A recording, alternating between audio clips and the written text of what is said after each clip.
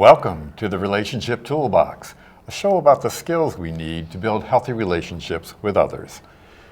Today, Marsha and I are going to talk about the topic of how to converse with someone who has very strong opposing views to ours. These can be topics, as we're well familiar with today, to the economy, tariffs, immigration, what's going on with our school. All these things are topics that tend to bring up opposing points of view. Unfortunately, in society today, it seems as if we're getting almost polarized and finding it very difficult to even share some of our views for fear that expressing our political views or our personal views that will put ourselves in conflict. And this is true with many groups. It's not just with friends, it could be with coworkers, it could be with family members, church members.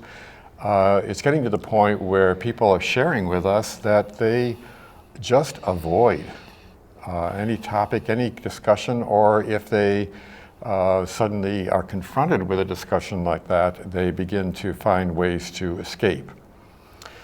So this, the basis for this seems to be a fear of, if I dare say how I feel about something, I'm going to be, at best, confronted with some very uncomfortable situation, or at worst, I'm going to be alienated or isolated, rejected by the people I'm talking to, or in some cases, actually retaliated against. So, Marsha, why are we having, as a society, so much difficulty with this? Well, we are wired as human beings to connect. We are programmed for connection, and so in order to thrive, we need to feel connected and to feel like we belong. So we are compelled to do this, but we've kind of gotten out of the habit and lost the practice. Plus, some of the issues are pretty high stakes these days, but we've gotten out of the practice. But in fact, in the spring of 2023, the then U.S. Surgeon General, I believe was Vivek Murthy, said that we really have an epidemic of loneliness, and people are siloed, and this happened even before, was beginning to happen even before COVID, but then certainly COVID exacerbated it and made it even harder to connect with people.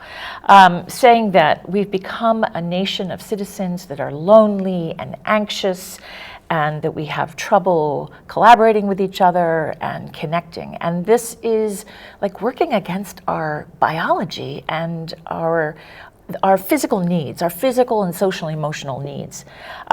So it's really in our best interest to try to overcome this, not only for the solution of problems and discussion of issues, but also just for our societal and personal well-being. So people perceive that there is a cost of leaning into a difficult conversation, and so they may be avoiding it. But there's also a cost, a missed opportunity for when you don't engage in a difficult conversation. Think of that, do they? No. There's a cost both ways. Yeah, exactly. So, and perhaps because of COVID and just because of, some people are saying because of technology, because some of our participation in civic organizations has changed, and we get everything on a very individualized way. We can, interact through our technology, that maybe our skill level to sit with somebody and have a sustained interaction without getting overloaded, the skills just aren't there. So we are going to explore that because it's in our best interest to develop those skills and try to engage. But it can be discouraging if we don't know how to go about it. So what is a difficult conversation? Right, so for purposes of today's discussion, we're going to call these discussions of opposing views difficult conversations. And we're sort of defining this as three parts to define a difficult conversation. The first is that I, as one person in this conversation, have very strong, passionate views about a particular topic. And not only do I have these strong views, but I feel that I am right. I have the correct interpretation. I have the correct insight to this. The second part, our definition of a difficult conversation, is that the other party to whom I'm speaking or trying to converse with also has very passionate views and feels that he or she is just as justified in her position. So obviously that can set us in conflict. Because we are essentially the same, you know. Yeah. We're having the same phenomena, but from a different aspect. From a different perspective, yeah. And the third definition of what we're calling a difficult conversation is the fact that there's a risk in here. There's a danger in that the outcome, if it doesn't go well, if the conversation doesn't go well, the relationship might suffer. And the relationship could be, again, with a family member, with a fellow worker, just someone, a close friend. Suddenly, we're just caught in a situation of, well, do we just not talk about this anymore? How can I be your friend if you feel this way about this and I feel that way? So this has led us to really know that we're going to call this a difficult conversation. There are ways to deal with it, but unless we know what some of these ways are, we can easily get trapped within our own emotions, within our own lack of skills, and really do a job on our relationship. Yeah, we feel vulnerable and uncertain about what we can share and what we can't share without some kind of danger.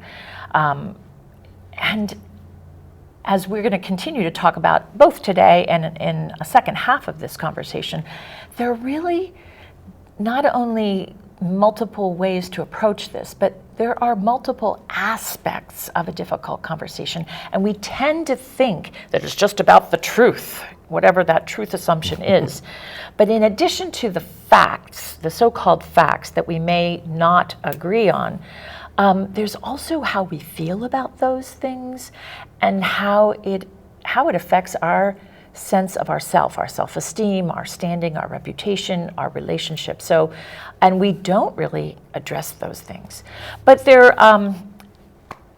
are kind of knee-jerk reactions about how we could respond in anticipation of a difficult conversation or when we're faced with a difficult conversation. So we do have choice. We have choice. Absolutely, we have choice, and we can learn skills. It doesn't have to be this albatross that has to be avoided. Avoidance is one possibility of how to do it. But if we have skills, we can dismantle it and we can make it manageable or more manageable. So as we talked in a previous show about if we leave something to chance, there's more likelihood of it kind of being we're going to be in trouble, uncomfortable, unmanageable, or we don't have the preparation, and then our emotions take over, and then we diminish our capacity even more. So what are these choices? So I think we have a slide for this, but it's the way that we talk about dealing with conflict in general. In the upper left-hand corner there we have that you could just listen without sharing. I'm going to listen to your point of view. I'm going to just not say anything because I'm too frightened or unable or disorganized in my thoughts, emotional. I'm not going to tell you that I don't agree. But sometimes just that allows the other person to think that you agree. But you're saying, nope, that's not true. But you don't reveal that because you're afraid to betray yourself. And that can leave you feeling disconnected with yourself, in fact. Right. In fact, it's a conflict then within yourself after that. Exactly. Feeling you've betrayed my own values, principles, ideas, convictions. So you're kind of in a quandary. But it is a way that people, I have been in this position. I have absolutely been in this position of like, not really poking the bear, but not asserting myself as Yeah, well. people have told me in that situation, they walk away saying, why didn't I speak up? Why didn't I say this? Why did I just stand there and listen? Because you're afraid, and you could also kind of offer your own perspective, counter with your own argument, and challenge the other person's thinking, and then you are going down the path, possibly, of an unresolvable debate that intensifies and blows up, puts your relationship at risk, puts the event, the gathering that you might be at where you found each other, kind of tainting that. And that is sometimes how people do approach this. They just like answer back full forced. So then you've got varying ways of either accommodating that other person, which is kind of what you do in that first slide. Like, I'm not disagreeing, but I'm accommodating your point of view. You could change the subject. You could sidestep this confrontation. You could interrupt and say, you know what, I just don't want to talk about this right now, and kind of shut it down. You could avoid eye contact. You could let it kind of wash over you, but you're not present and you're not engaging in it and not feeding it. And that's a way of avoiding it. And avoidance is certainly a way to deal with conflict or a difficult conversation. You could postpone it. You could run away from this. You could say, let's do this later, as long as you actually do come back and make another appointment to discuss it. But you might want to go and just check out more information. You may not have all the facts in order to offer a cogent response and to be thoughtfully engaged. You might just need some time. Well, another choice, of course, is that we could decide to engage in a conversation with them. But in order to do that, what we're encouraging here is be prepared. For that, because if you just go in and think, well, I'll wing it and I'm sure we'll come out all right, that's a dangerous position to be in, because we rarely can know exactly what we're going to be confronted with. And another thing I know I experience a lot is suddenly finding myself flooded with emotion. It could be anger, it could be disbelief, and I wasn't expecting that. And then your vocabulary escapes you, and everything you becomes more difficult. Yes. And then you may say things that that can do harm. Right. So the focus then becomes trying to deal with these emotions that I'm suddenly flooded with, rather than a strategy for dealing with the person and using these skills. So if I do decide that I'm going to engage in the conversation, I really need to do a type of self-assessment, which is basically asking myself the question, am I ready? Am I prepared for what I might encounter if I do this? And a second choice that I need to, or question really I need to ask myself if I'm going to make this choice to engage is, for what purpose am I choosing to engage this person in this conversation? Because that can have a major impact on how the conversation goes. And I think those are less specific skills than a disposition. Like, it's how you are showing up and what your motivation is and what your purpose is and what you're allowing for. It's kind of the atmosphere and the environment. It's more than like, it's more about how are you showing up. Right, and being aware of how do I assess that. There's where the skills come in. So let's deal with some of the questions that I could ask myself, and I'm sure there are others than what we're going to do here. But these are things that we encourage people to ask themselves in preparation for what we're calling a difficult conversation. The first preparation is, am I open to hearing views that are different from mine? Because if I find that the minute I hear someone coming up with a view that I think is absolutely crazy, and I start reacting and I start countering, rebutting it, I'm being pulled into a difficult conversation in a non-productive way. I really can't carry out some of these other steps. I need to be able to expose myself to their reasoning. even though it may be far from my reasoning, which includes being open to hearing their sources of information. So someone might say, well, according to Fox News, this is what has happened. And I'm saying, I don't think that's a very good source. So I don't come with that viewpoint using that source. I use another source.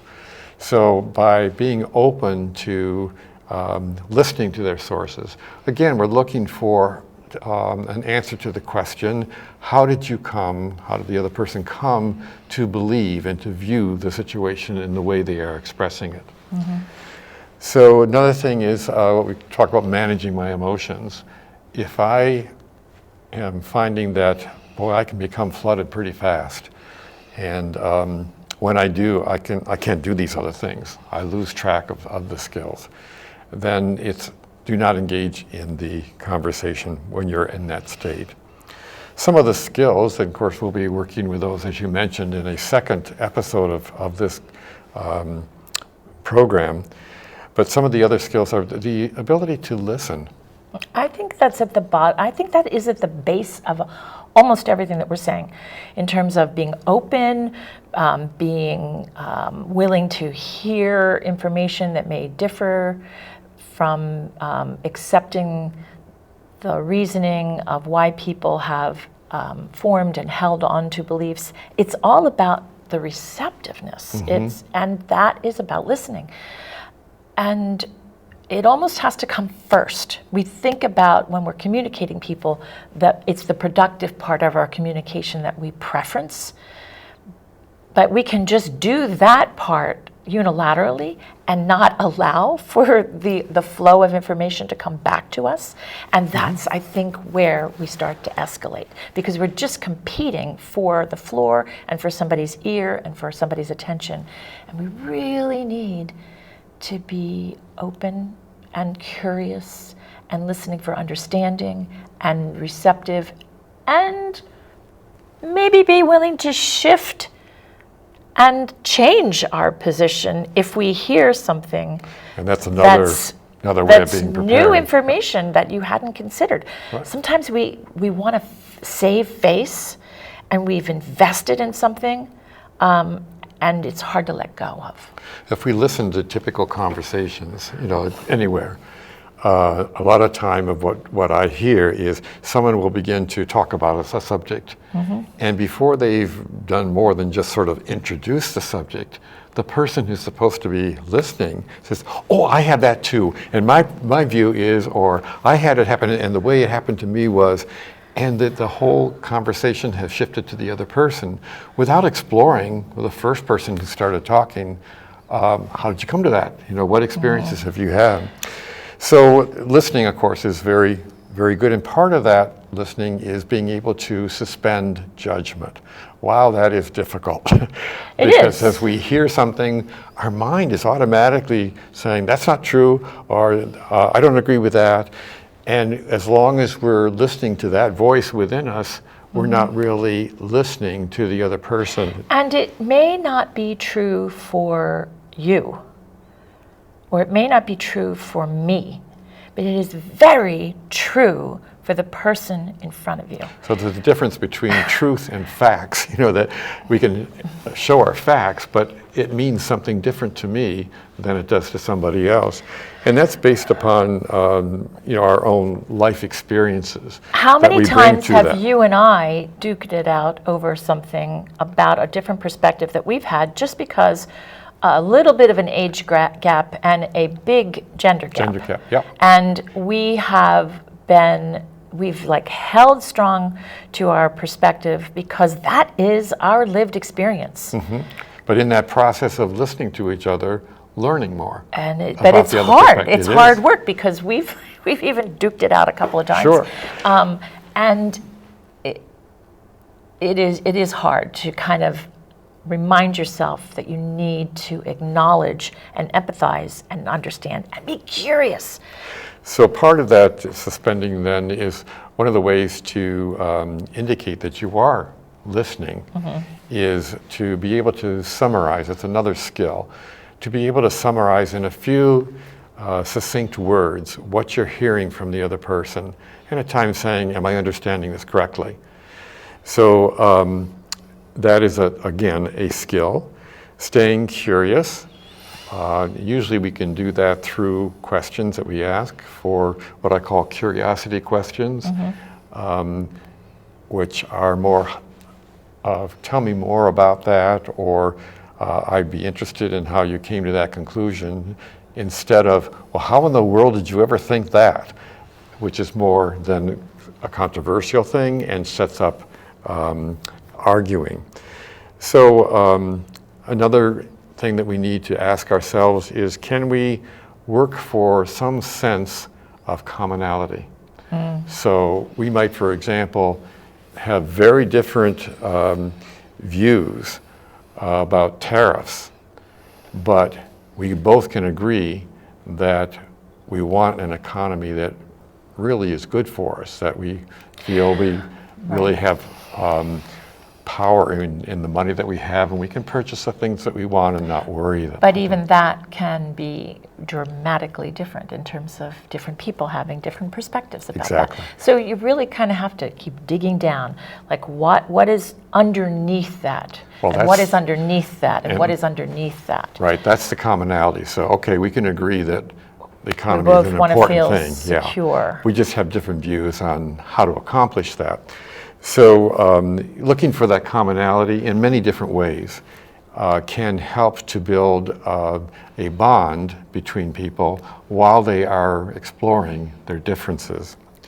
Another thing that I think is equally as important as the listening, that has a lot to do with that. We know from working in communication with people that when a party feels heard, their tolerance of hearing something different, their ability to even examine a little more what they are saying goes up exponentially. But they have to feel that you can basically state their point of view, not necessarily agreeing with it, but you could state it and their reasoning for it. And when they can walk away feeling that way and feeling heard, you have accomplished something by itself in terms of a difficult conversation, which is beneficial. Also, as you had mentioned before, we need to enter a difficult conversation with the possibility that there's new information or different information from what we have that might influence our point of view. And that even to the point of maybe with that new information, that new perspective, I might even modify my view a little bit. I think that is also a place where if we're experiencing that with somebody, that we need to give them an opportunity to do that with grace.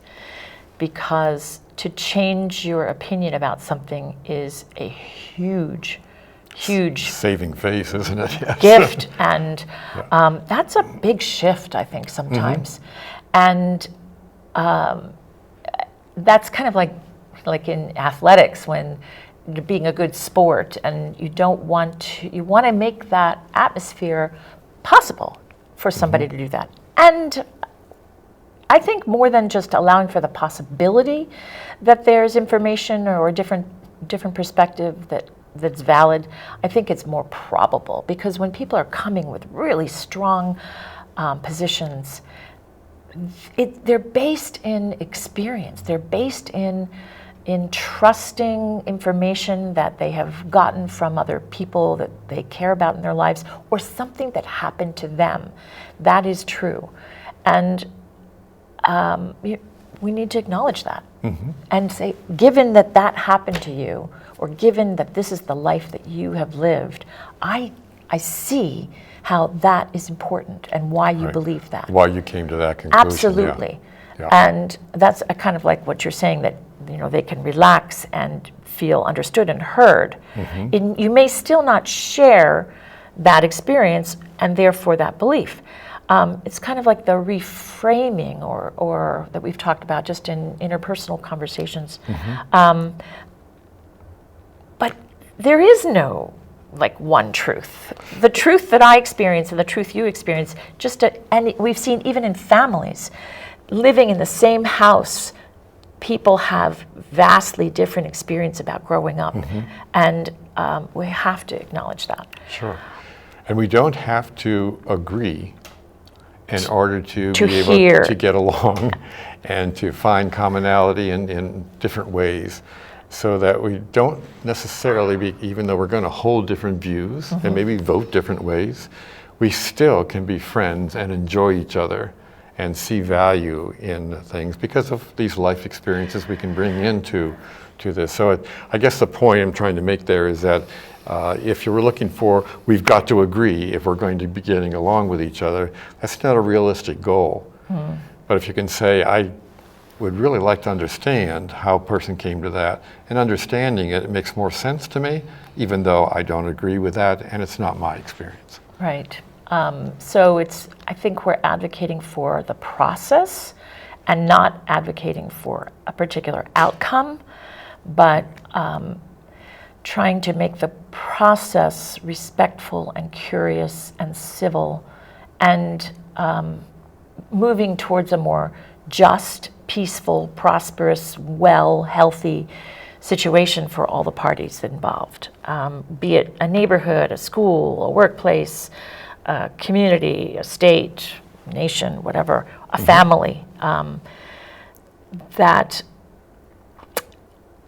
moving through this with disrespect and with incivility and anger and hatred does not help furthering the solution, the conversation. Right, it limits solutions, it limits understanding, and it creates anger, hatred, disassociation from people, which are the opposite of what we need to work well as a society.